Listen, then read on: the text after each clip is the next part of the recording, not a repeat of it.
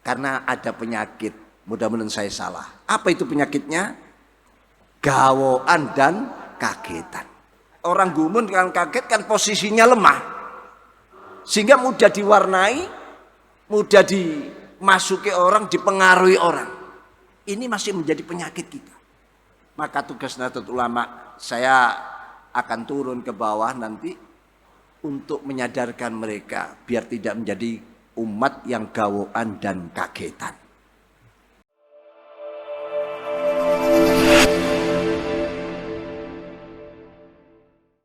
Era disrupsi, era yang tidak jelas, yang mana hadis Rasulullah Shallallahu Alaihi Wasallam menyatakan, hadis yang sahih an Abu Hurairah, rawahu Muslim, Rasulullah SAW menyatakan, walladzi nafsi biyadi, walladzi nafsi biyadi, lan taqumus sa'ah atau la taqumus sa'ah hatta ya'ti 'alan nas zamanun la yadil qatil fima qatal walal maqtul fima qutil. Qalu wa madzaka ya Rasulullah? Qala al-haraj. Qalu wa mal haraj ya Rasulullah? Qal al-qatlu al-qatlu. Wa fi riwayatin al-ikhtilaf wal ikhtilat. Al-qatil wal maqtul finnar. Al-hadis au kama qala Rasulullah sallallahu alaihi wasallam. Demi zat yang menguasai diriku, kiamat belum akan segera diselenggarakan sebelum datang sebuah era, satu masa. Yang mana masa ini seorang yang membunuh, dia tidak tahu apa alasan motivasi dia membunuh. Yang terbunuh pun bingung, kenapa saya menjadi korban terbunuh, apa salah saya? Terjadi sebuah kebingungan, kebingungan massal, kebingungan yang merata, kebingungan yang menjadi sebuah lingkaran setan bagi kehidupan kita. Kita sulit untuk lepas daripada lingkaran ini. Dan terjadilah itu. Tahu hukumnya membunuh apa dosa, tapi dia tidak tahu. Dalam keadaan kebingungan, bingung, dia sulit untuk melepaskan diri. Sahabat-sahabat matur, zaman apa itu ya Rasulullah? Rasul menjawab al-haraj. Itulah yang disebut dengan al-haraj. Ketidaktentuan, ketidakjelasan, ya. Dan semua menjadi bingung. Semua larut dalam sebuah kebingungan. Kalau mungkin di dunia industri kita mengenal ada istilah disruption, ya, disrupsi, ya, di mana ada konsep yang besar yang masih layak tentunya untuk kemaslahatan umat, tiba-tiba diganti oleh konsep yang baru, yang mana konsep ini pun mungkin benar, mungkin salah. Dan ini akan terus terjadi hal itu. Dan di sini akan terjadi sebuah kebingungan. Satu contoh, produk-produk industri. Dulu waktu mulai mengenal HP, kita mengenal HP yang namanya Nokia. Hampir semua pegang Nokia. Sejuta umat malah. Ya, di manapun tempat berdiri, agen-agen. Sepertinya dia akan terus berkuasa.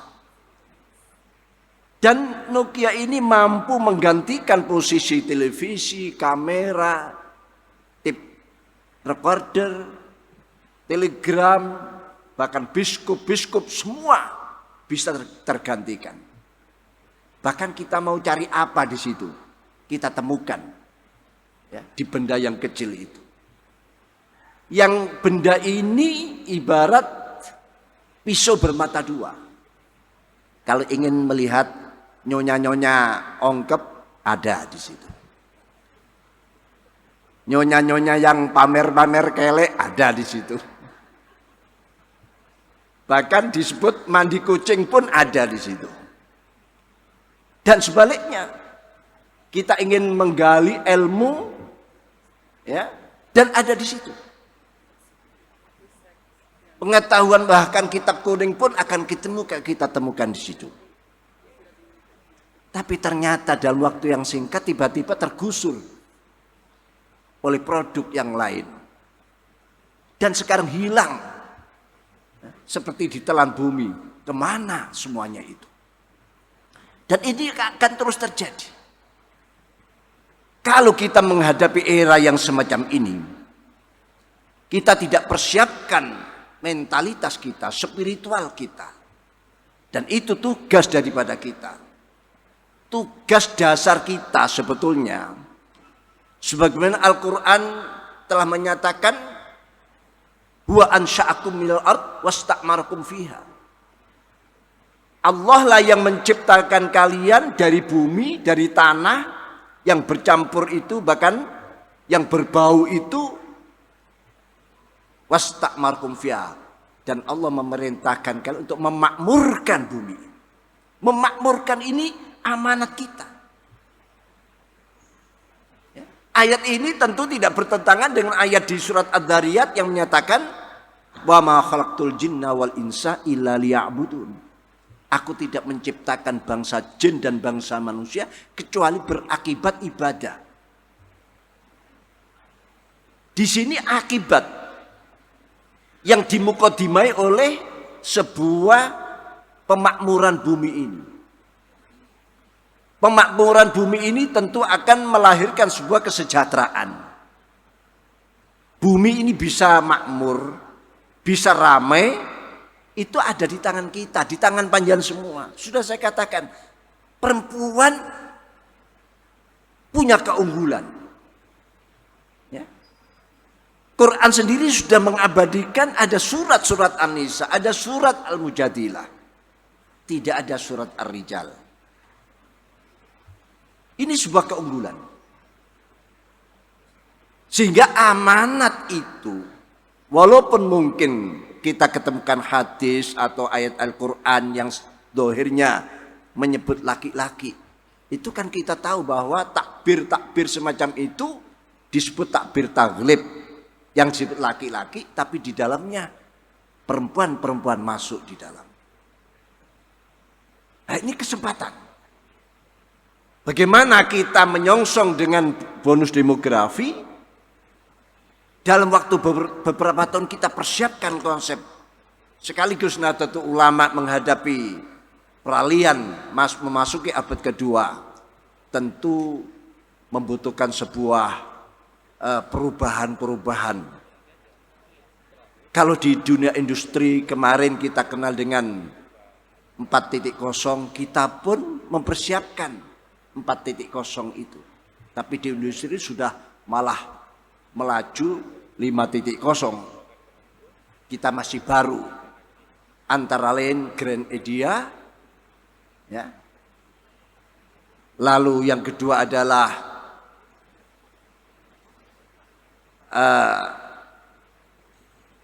Grand Design.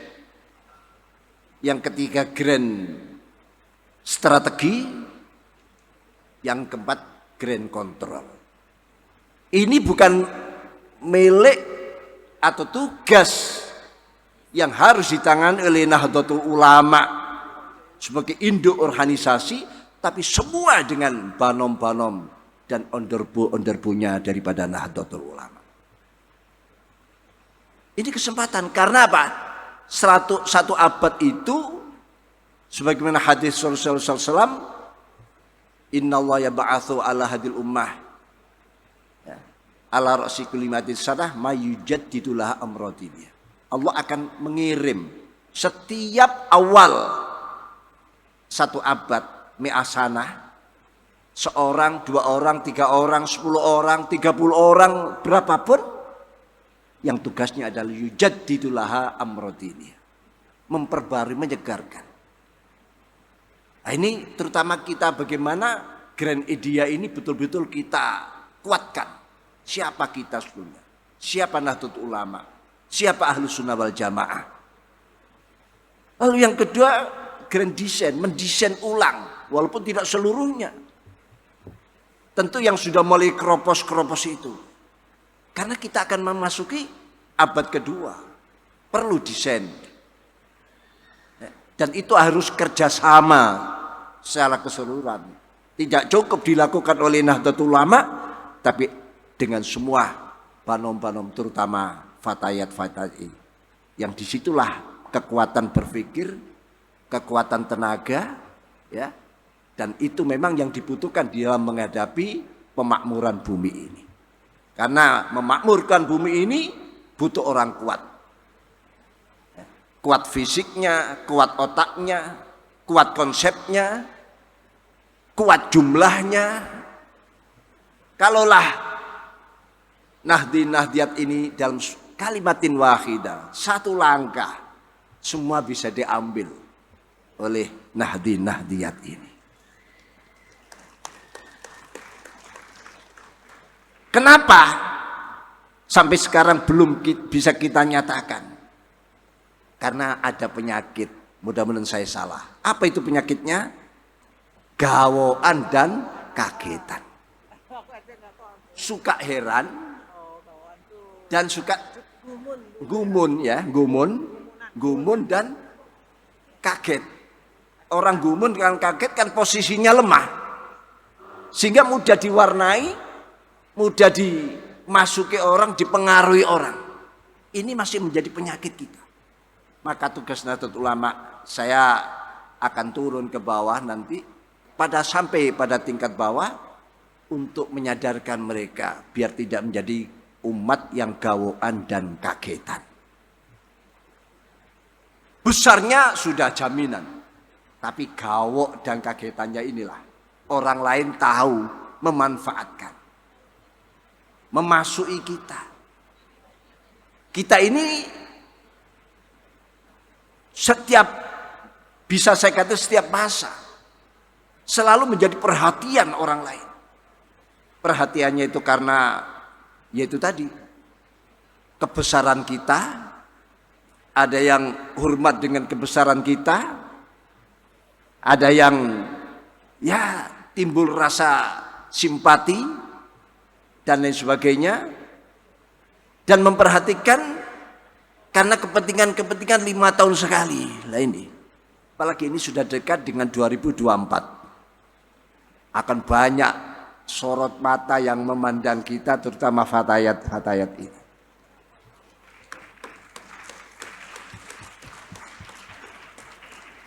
Kita tinggal menghilangkan gawoan dan kagetan itu. Kalau bisa kita terjemahkan gawok dan kaget ini dengan gerudak-geruduk kita.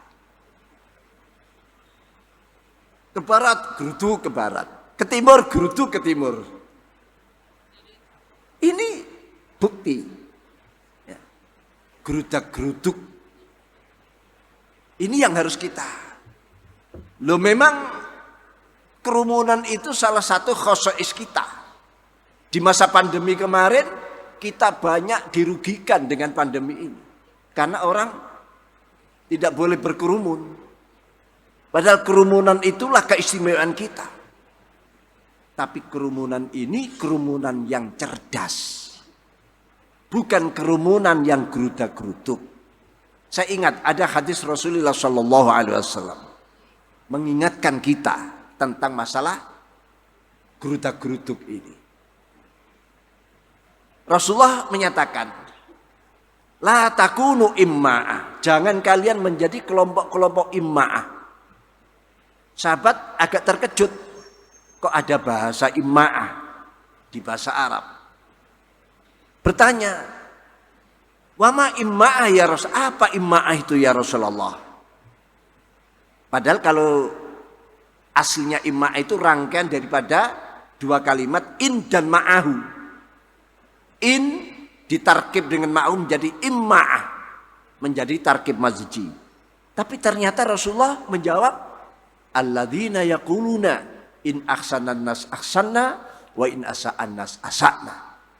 Mereka-mereka imma itu adalah orang yang manakala ada orang lain melakukan kebaikan, kebajikan, mereka tidak mau ketinggalan, ikut melakukan kebaikan dan kebajikan. Dan sebaliknya, wa in asa'an nas asa'na. Manakala orang lain melakukan kejahatan, keburukan, ini tidak ketinggalan pun rame-rame ikut melakukan kejahatan dan lah inilah ima'ah itu. Itulah yang disebut geruda-geruduk kita. Itulah akibat dari sebuah kagetan dan gawaan. Akhirnya Rasul memberikan pengarahan. Pengarahannya ya, adalah walakin wattinu anfusakum, tetapi kokohkan kepribadianmu. Kokohkan idealismu, tunjukkan idealismu. Jangan suka ikut-ikutan orang lain. Pikirkan dulu. Silakan ikut, tapi ikut dalam kebenaran. Silakan ikut, tapi ikut dalam sebuah kecerdasan. Walakin wattinu anfusakum. In ahsanan nas antuhsinu. Kalau orang yang melakukan kebaikan, kamu pun jangan ketinggalan. Fastabikul khairat. Tapi sebaliknya, wa in asa'an nas alla tusi'u. Kalau orang lain melakukan kejahatan, kamu jangan ikut-ikutan melakukan kejahatan. Orang lain begini. Saya tidak mau ketinggalan. Kita harus melakukan. Inilah perbedaan antara organisasi kita, Jam'iyah Nahdlatul Ulama dan semua banomnya harus berbeda dengan jam'iyah yang lain.